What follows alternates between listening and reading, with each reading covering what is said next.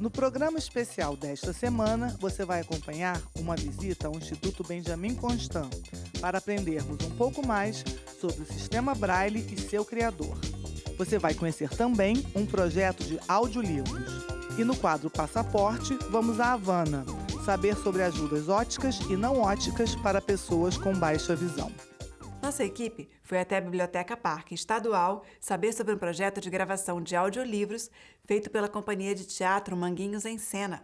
A ideia central é ampliar o acesso do público com deficiência visual à literatura brasileira. Ampla sala com estantes baixas. Um homem pega livro em braille de uma das prateleiras e o folheia. Meu nome é Bruno Stering, sou coordenador de programação da Biblioteca Parque Estadual. Para as bibliotecas Parque, a acessibilidade, assim como todo cuidado com o meio ambiente e com as pessoas, é muito importante. Então, quando surgiu esse projeto de fazer os livros, os audiolivros para a Biblioteca Parque de Manguinhos, imediatamente a gente pensou, nós temos um estúdio aqui, vamos fechar uma parceria. Nós fomos procurados pela Ana Karina, que apresentou o projeto, e a gente recebeu super bem. Nós temos uma área grande aqui de acessibilidade, fica logo aqui pertinho do estúdio, inclusive, E nós temos essa meta de sempre estar trazendo novos produtos, novo acervo, para tanto de audiobook como braille, todo tipo de acervo para acessibilidade. Homem e duas mulheres num estúdio de gravação. Meu nome é Ana Karina Santos, eu sou diretora diretora artística do projeto de audiolivros da Biblioteca Parque de Manguinhos, e faço parte da coordenação e supervisão do Manguinhos em Cena desde 2012. Manguinhos em Cena é uma companhia de teatro formada por moradores do Complexo de Manguinhos e arredores. São 28 integrantes, são jovens e adultos que fizeram parte de um projeto de formação teatral dentro da Biblioteca Parque de Manguinhos, conduzido pela Companhia do Gesto. E o objetivo do projeto não era só dar aulas de teatro, mas formar uma companhia que tivesse autonomia artística e de produção, dando uma perspectiva e tornando eles multiplicadores, de uma produção cênica, artística, cultural no Rio de Janeiro. O projeto dos audiolivros, ele nasceu dentro da Biblioteca Parque de Manguinhos. E a Rosiane, ela que é atriz do grupo e também está como leitora e como minha assistente em um dos livros, foi ela que meteu a mão na massa e escreveu o projeto, criou o projeto e inscreveu no Fomento Carioca Cultura. E aí ganhou o prêmio. Então o grupo foi premiado com esse projeto e aí agora a gente está trabalhando em cima da proposta, que é escolher 10 livros que existam no acervo da Biblioteca Parque de Manguinhos, gravar eles com as vozes dos atores de Manguinhos. A gente conseguiu também a parceria do Instituto Benjamin Constant, do Rio de Janeiro, que é um instituto de educação para deficientes visuais e que é referência. Estúdio. Uma mulher sentada a uma bancada com monitor e caixa de som. Aponta com um lápis um texto sobre a bancada. Sou Rosiane da Conceição Freitas, eu sou integrante do grupo Manguinhos em Cena. Atualmente eu estou trabalhando com o livro da gravação do audiolivro do Lima Barreto, Clara dos Anjos, como assistente de direção. Então eu fico escutando a gravação e aí a gente vai corrigindo algumas coisas, vai até ensaiando também para gravar, porque sempre precisa de alguém para escuta para poder as coisas fluírem melhor. Rosiane sentada à bancada ao lado de um homem. Aponta com lápis o texto e olha o monitor. O objetivo específico do projeto é atender a um público de pessoas com deficiência visual. Então, é a acessibilidade propriamente dita. No caso, para trabalhos ou para esse tipo de suporte, esse tipo de apresentação de um livro, a gente tem duas formas de apresentar ele. Uma mais específica para deficientes visuais, que eles chamam de livro falado, que aí é é bem técnico, para as necessidades de acessibilidade. São livros que são lidos, eles praticamente descrevem todo o livro, a leitura é branca, é neutra, para que dê espaço para o deficiente visual usar a sua própria interpretação, a sua própria imaginação quando ele escuta esse material. O audiolivro é um formato um pouco mais solto. É um livro que permite mais de uma voz, é um livro que permite brincar mais com a interpretação. E como é um projeto de um grupo de teatro, a gente optou por um formato mais solto, em que os atores pudessem interpretar, em que a gente pudesse ler um conto e colocar vozes dos personagens. E atende uma demanda também de entretenimento, não só de acessar aquela obra literária, mas de ter o prazer, né, de ter uma ludicidade envolvida e não só o texto branco. Ana e um homem em pé, diante do microfone. Ele tira o fone de ouvido e olha papéis em uma estante de partitura. A escolha do livro Clara dos Anjos se deu por conta da descrição do subúrbio, né? Ele descreve com bastante riqueza de detalhes o subúrbio carioca. O livro trata da questão do malandro, né? Do malandro que conquista uma menina e aí essa menina engravida, e aí tem problema com a família. A gente tenta, através da gravação, a gente tenta transmitir todo aquele, talvez até um sentimento que ele tinha quando ele escreveu o livro, tudo o que ele quis dizer e que até hoje ainda faz sentido para a nossa realidade. No estúdio, Fábio em pé segura o fone no ouvido. A gente trabalhou com uma perspectiva de que nós estávamos pegando obras literárias impressas e nós permitiríamos o acesso a elas a pessoas que só teriam as nossas vozes ou as vozes dos atores para compreender aquela história, para compreender aquela poesia, para ter acesso àquelas palavras e aquele imaginário que vem da literatura, né? Então, nesse sentido, a capacitação foi toda voltada para um trabalho de leitura correta, de interpretação correta, de compreensão das palavras e das imagens que se formam a partir das palavras, de dicção, de articulação da fala. Então, eles deram uma capacitação com uma atriz dubladora, diretora de audiolivros, que é a Mônica Magnani. Eu acompanhei essa capacitação toda. E é um trabalho também de direção de ator, né? A direção dos atores que estão contando uma história ou lendo um poema. Então, a gente precisa estar junto com eles para tirar deles o que tem de melhor, o que eles têm de melhor para oferecer no campo da interpretação, para enriquecer esse processo de quem vai ouvir a história. Diante do microfone, Ana fala e gesticula e Fábio repete os gestos. Eles olham papéis apoiados na estante de partitura. O conhecimento ele tem que ser compartilhado de todas as formas possíveis e para que qualquer pessoa que tenha qualquer dificuldade, qualquer que seja capaz de ter acesso a esse conhecimento. No aquário, Ana, Rosiane e um homem sentados à mesa olham por um vidro. Fábio, em pé, lê o papel no estúdio de gravação. Você pode encontrar as bibliotecas Parque tanto pelos mecanismos de busca, como o Google, como você pode também achar no Facebook, facebook.com/Biblioteca Parque Estadual. Estante com livros. Bruno, em pé, segura e olha um livro aberto. Passaporte. Bandeira de Cuba, nas cores vermelha, azul e branca, tremula ao vento. Ruínas, mar e edifícios ao fundo. Fortaleza com canhão acima.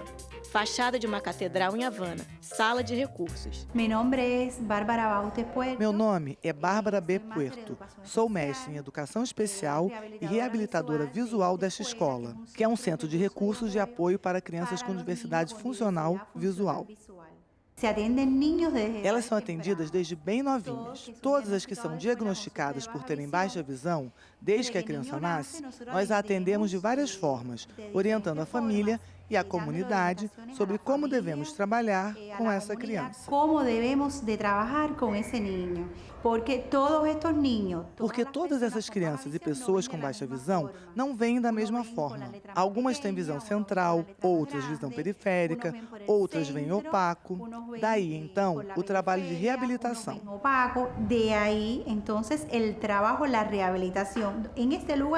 Aqui, elas aprendem a usar ajudas óticas e não óticas. Ensinamos às crianças de que modo enxergar, de que precisam, as estimulamos.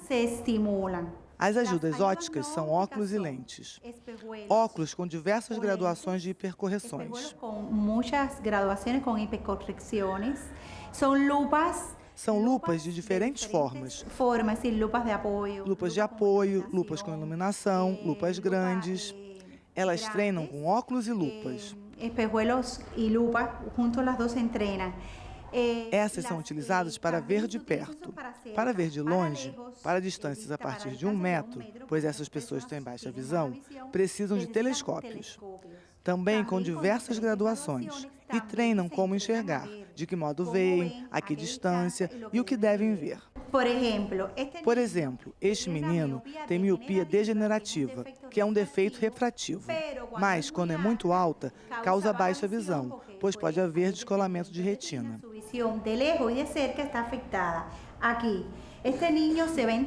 A visão dele de perto e a de longe foram afetadas. Esse menino vai treinar com materiais. Isso é uma ajuda não ótica. Isso se chama tiposcópio e é usado para ele ver melhor. Que se utiliza para ele poder ver melhor. Vamos ler? Peras, lobos, patos. Patos. Farra. Botes, pera, massa, bola. Bola. Entre as ajudas não óticas, também temos a mesa. É uma mesa regulável. Como assim? Por exemplo, com esta mesa, a criança fica mais confortável, pois pode encurtar a distância e pode ler melhor. Pode ficar um pouco mais alta. Esta é uma mesa regulável. E pode ler melhor, verdade? Pode ser um pouquinho mais alta. Isso é uma mesa abatível. Este é um atril também. Este é um atril.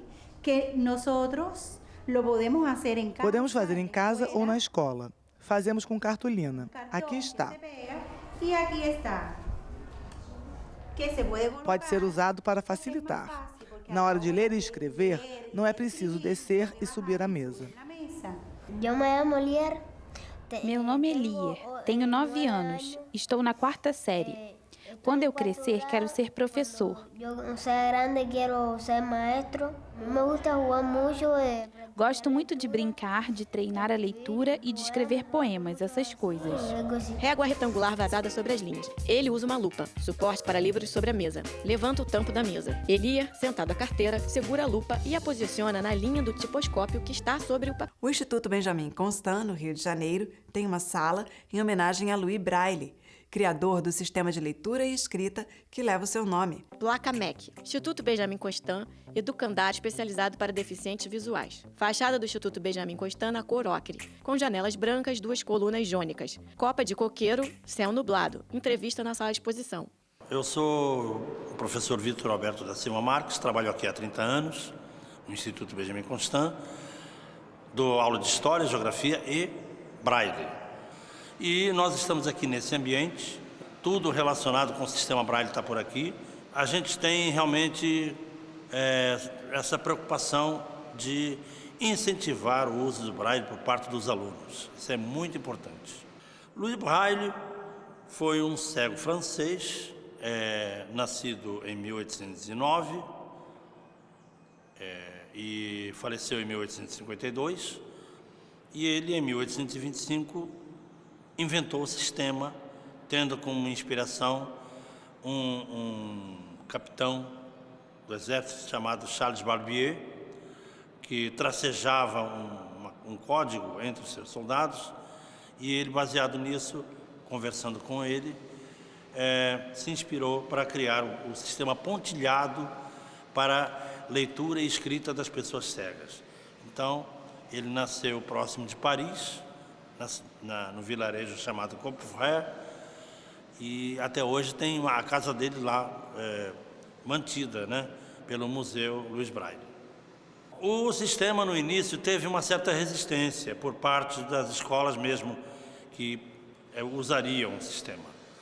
E aqui nós tivemos uma pessoa cega um menino, filho de um comerciante chamado José Álvares de Azevedo, que foi para Paris estudar o sistema e trouxe o Braille para cá, trouxe o sistema para cá. Colaborou para difundir o sistema aqui no Brasil. O Braille é um sistema pontilhado Ele é escrito dentro de uma cela retangular, com 6 pontos. Com esses 6 pontos, você faz todas as letras, todos os caracteres, simbolizando cada uma das letras do alfabeto. Tivemos no início umas regletinhas que nós vamos mostrar em outro momento, e depois nós tivemos as chamadas máquinas de datilografia Braille, com um teclado de 6 pontos. E agora nós temos o Braille computadorizado, que é escrito em impressoras gigantescas. Então, a evolução se deu dessa forma. Os alunos utilizam o sistema Braille, né, em sala de aula, utilizando ou o reglete, com aquela reguinha, ou então aquela máquina de datilografia, cujo teclado é disposto horizontalmente para a escrita. E agora, a impressora Braille é fundamental para imprimir o material, imprimir livros, imprimir apostilas, muito importante. Eu sou cego total. Comecei a aprender Braille, entrei na escola com 8 anos, mais ou menos. Mas nunca deixei o Braille. Eu sempre estava atento com a evolução do Braille e, inclusive, dei aula aqui para os cursos de, seja reabilitação, sejam os cursos de formação de professores. Continuo dando aula de Braille até hoje para os alunos que estão ficando cegos, inclusive, com uma visão remanescente. Então, a pessoa cega vem aqui, se inscreve nos cursos de reabilitação, aprende o Braille e realmente ele passa a usar o Braille já com a idade mais avançada, enfim. O sistema Braille em si não é difícil.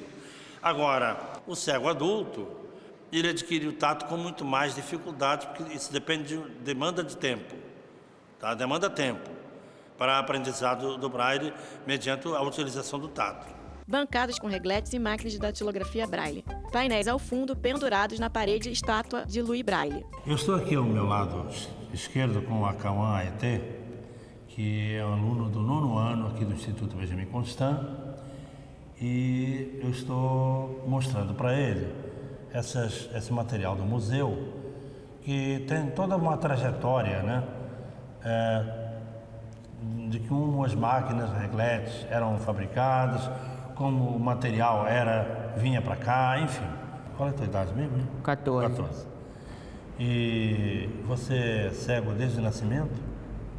Praticamente, fiquei cego bem pequenininho, então. É, né? Tá.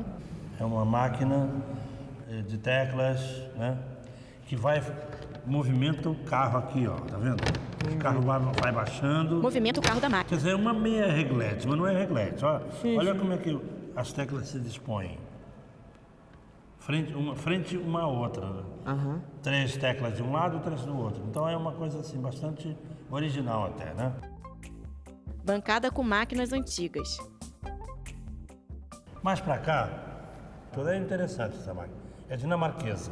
Uhum. Tá? 1930, tá? E bem primária, digamos assim, ainda nessa época bem primária. Bom, parece uma máquina de escrever em tinta. Isso, exatamente. Digamos assim, o Braille é escrito mediante você calcar as teclas de uma vez só. Letra A é um ponto, letra B os 2 pontos de uma vez só, enfim. Agora essa máquina é um pouco diferente. Os teclados de um lado, 3 teclados de um lado, outros do outro, né? E o espaço aqui, A Cauã com os dedos da mão esquerda na tecla do meio. E é de origem inglesa, 1950, já é mais atual. Uhum. Vitor e Cauã andam pela sala. Aqui é um livro, um livro de musicografia. Olha. Tá? A Cauã folheia o livro de páginas amareladas. Aqui para a direita, olha aqui o que tem. Revista Brasileira para Cegos, ano 52, número 470, setembro e dezembro de 1993. Hora decisiva. É um artigo meu. Vitor e Cauã andam até os painéis pendurados na parede. Esses quadros são o que está escrito em Braille. Vê só. José Álvares de Azevedo, nascido na cidade do Rio de Janeiro em 8 de abril de 1834, estudou no Instituto de Jovens Cegos de Paris de 1844 a 1850. Sobre a bancada, uma caixa de papelão.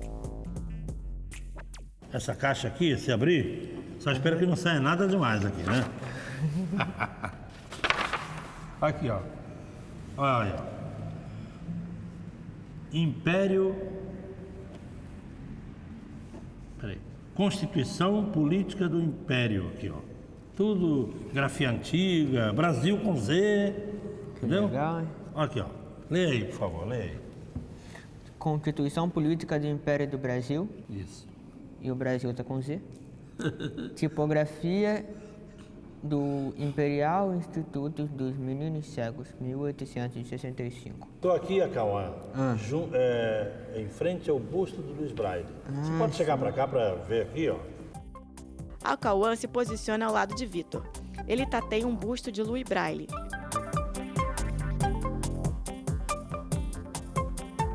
Vitor e Acauã andam até a estátua de Louis Braille. Em tamanho maior. Eles tateiam o rosto e a roupa da estátua.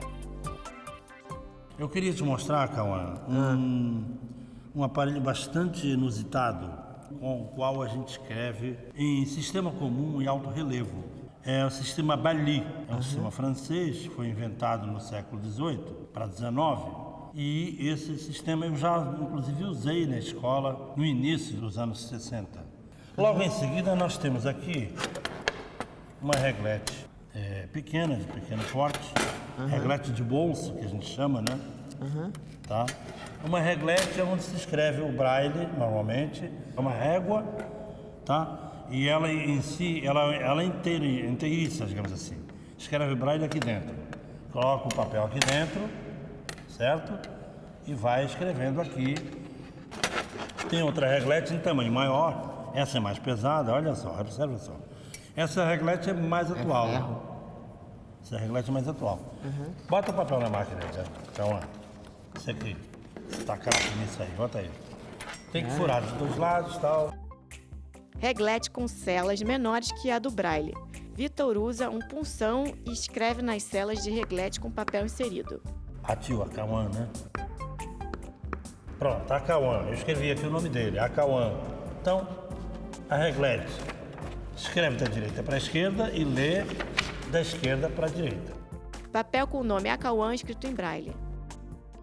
O que eu achei interessante aqui dessa sala, principalmente o conteúdo histórico, né? E a importância da gente conhecer, cara, é da gente entender de onde a gente veio, conhecer a raiz da coisa. Como faz aquela máquina lá de 1910, como é que funcionava, como é que o cara escrevia, enfim. Antes de computador, antes de tecnologia, antes de qualquer coisa, o Braille deu e dá o acesso pra gente à palavra escrita. O acesso direto, sem o intermédio de uma pessoa olhando pra gente. E a palavra escrita, cara, ela é uma coisa muito importante, porque ela fica. Se nós cegos não pudéssemos escrever, haveria muito conhecimento, muitas coisas interessantes que cegos publicaram por causa da chance de escrever em Braille, que não seria conhecido por ninguém. Vitor e Acauã em pé, à frente de uma bancada. Acauã lê a etiqueta em Braille do livro exposto. O Instituto completou, no dia 17 de setembro, 161 anos. Uma vida de realizações na área pedagógica, na área educacional. Nós temos visitas guiadas, né? Tem que ser marcadas com antecedência. 0 operadora 21, código da cidade, 3478-4467. É importante que essa visitação é gratuita, tem a total gratuidade, não tem problema nenhum. Tá? O Instituto faz questão de divulgar os seus trabalhos para toda a comunidade, toda a sociedade, para que ela saiba que a gente realmente está fazendo um trabalho significativo aqui dentro. Estátua de Louis Braille. Ao lado, bancada com busto de Braille.